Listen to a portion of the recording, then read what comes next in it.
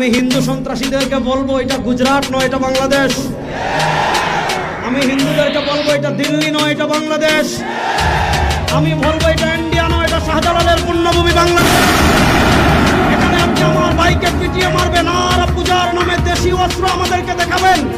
যদি আমাদের সাথে আপনারা খেলতে চান মাঠে আসেন, আমরা খেলার জন্য প্রস্তুত। আমরা পরিষ্কার ভাষায় বলতে চাই, মন্দির নিরাপদ থাকুক, এটা আমরাও চাই। মন্দিরে যারা আগুন লাগিয়েছে তাদের বিচারের সম্মুখীন করা হোক, এটা আমরাও চাই।